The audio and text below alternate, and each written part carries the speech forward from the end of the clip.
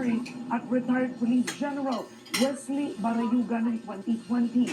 Aalamin ng pulisya kung may nangyaring kapabayaan at pagtatakip sa kaso kaya hindi ito umusan. Nagpapatrol, Michael Delizo. Matagal na hindi umusad ang kaso ng pagpatay sa dating board secretary ng Philippine Charity Sweepstakes Office na si retired Police General Wesley Barayuga. July 30, 2020 nang barilin at mapatay si Barayuga nang nakamotorsiklong gunman habang pauwi galing PCSO headquarters sa Mandaluyong. Makalipas ang 4 na taon, muling bubuksan ng PNP ang Barayuga murder case. Kasunod ito ng paglantad ni Police Lieutenant Colonel Santi Mendoza ng PNP Drug Enforcement Group sa pagdinig ng House Fraud Committee kung saan diretsahan niyang itinuro. Garma po. Si Regina Garma ay dating General Manager ng PCSO habang si Edelberto Leonardo naman na ngayon Napolcom Commissioner ang dating Regional Director ng CIDG sa Davao. Pareho nilang itinanggi ang akusasyon. Pero kumbinsido ang pamilya ni Barayuga na nakamit na nila ang sagot, ang pangalan at mukha ng mga pumatay sa kanya. Ayon sa pamangkin ni Barayuga na si Mikey, sinisilip noon ng kanyang tito ang mga hindi pagkakatugma sa operasyon ni Garma. Ayon sa pamunuan ng PNP, kailangan ng mabusising investigasyon sa bagong revelasyon. Titingnan natin sino ba yung mga nag-iimbestiga dito, nagkaroon ba ng kapabayaan, nagkaroon ba ng pagtatakip, sino po ba yung mga nakaposisyon during that time nung mangyari yan, sino ang mga humawak ng kaso. Lahat po yan ay pinabubuksan po ng ating PNP. Una nang inimbestigahan ng NCRPO ang kaso noong 2020, pero makalipas ang 6 na buwan ay walang naging significant development ang investigasyon, kaya inilipat sa CIDG ang kaso. Pangungunahan ng bagong team sa CIDG ang reinvestigation. Unang gagawin ang ipatawag para maghain ng sworn written statement si Mendoza, gayon din si Nelson Mariano, ang dating police corporal na naatasan mag-recruit ng tao para sa hit job. Maaaring maharap sa kasong kriminal at administratibo ang mga may pananagutan sa krimen. Sinibak na sa pwesto sina Mendoza at Police Colonel Hector Grijaldo. Si Grijaldo, na nakadestino ngayon sa Drug Enforcement Group, ay ang hepe noon ng Mandaluyong Police nang mangyari ang pamamaril kay Barayuga. Inilagay na ang dalawa sa restrictive custody ng PNP sa Personnel Holding Admin Unit ng Camp Crame. Alamin din ng PNP kung paano nakasama ang pangalan ni Barayuga sa sinasabing listahan umano ng mga sangkot sa iligal na droga. Naglabas ng pahayag ang batchmate ni Barayuga sa PNA Matigas Class of 1983 para pasalamatan ng House Fraud Committee sa pagsisiyasat para matukoy ang suspect sa pagpaslang sa kanilang lista. Para sa pamilya ni Barayuga, bagamat nakamit nila ang sagot, hindi pa ito ang hustisya na nais nila. Nananawagan sila ng panalangin hanggang makamit ang hustisya. Michael Delizo, ABS-CBN News. Nakatanggap ng bomb threat ang Pasig Regional Trial Court bago masimulan ang pre-marking ng mga ebidensya labang kay dating Mayor Alice Go. Samantala, pinag-iisipan naman ni Go kung siya ay maghain pa ng kandidatura sa mga susunod na araw. Nagpapatrol si Ann Ambrosio. Ito ang eksena Martes na umaga sa Pasig Regional Trial Court nang pinalikas at pinalipat ang mga empleyado ng korte sa kabilang gusali. Nakatanggap kasi ang clerk of court ng isang branch sa Pasig RTC ng bantang pasasabugin ng buong gusali. Tatakot ka dahil last study tayo ng RTC. Ganyan lang sumab nagkaroon ng pagsabog. Buti ka binata na destino rito.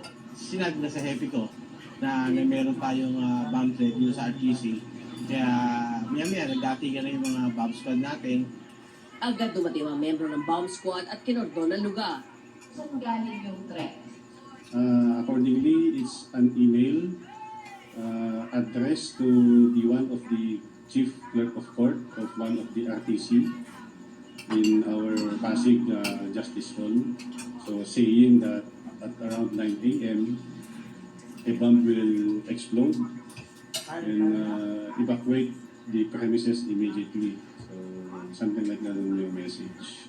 Ayon sa isang source ng ABS-CBN, pinadala sa RTC Branch 159 ang bomb threat kung saan dinidinig ang kaso ni Pastor Apollo Quibulor, bagay na inibisigan na rin ngayon ng mga pulis. Wala pang isang oras matapos mag-inspeksyon ng Explosive Ordnance Division, idiniklarang clear ang buong gusali. Kaya natuloy ang nakatak ng pre-marking para sa kasong qualified human trafficking laban kay dating Mayor Alice Go na dinidinig sa Pasig RTC Branch 167.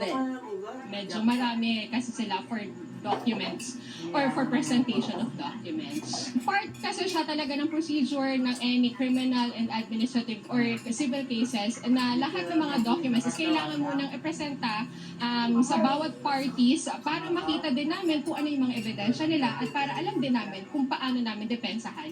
Ayon pa sa abogado ni Go, pinag-iisipan pa rin ng dating alkalde kung maghahain siya ng kandidatura para sa halalan 2025. Kino-consider din niya, of course, kung paano mangyayari, considering na nasa loob po siya, na nakadetain siya.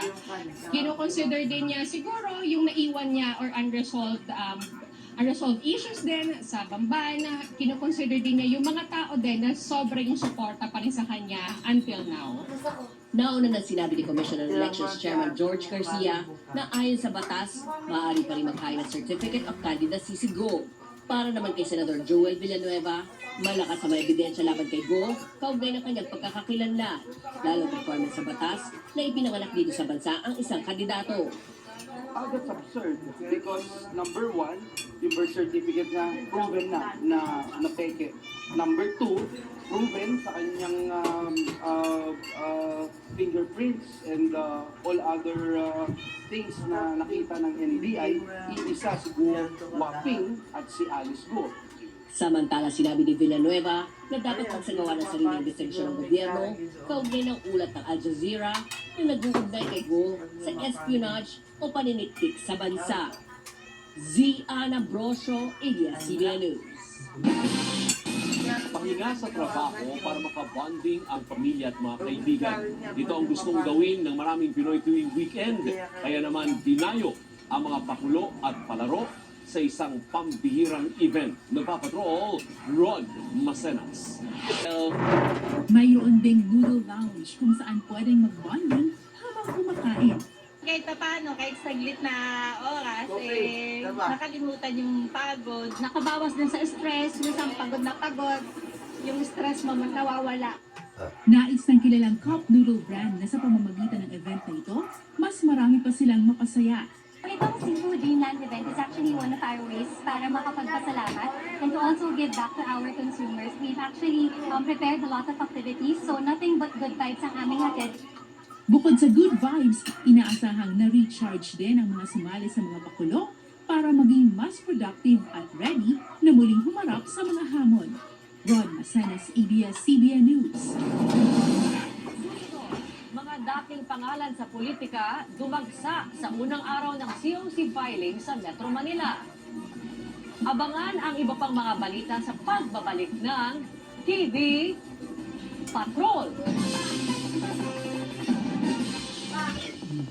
Ito ang binabalik-balikan mo. Kakaibang seafood flavor. Amazing kasi yan. Sunsilk with active infusion, a blend of oils, vitamins, and proteins para all day smooth and hair na may walang nakakagigil, walang makakapigil. Action! Sunsilk with active infusion. Nandito na ang Baho Focus. Po, natira sa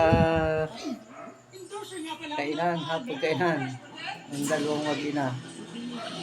Ayan po, nagparamihan ng kain. Naghinanday sa pagkain. Ayan po ang Almonte Farm. Ang ulam po namin ay tulingan na paksiw.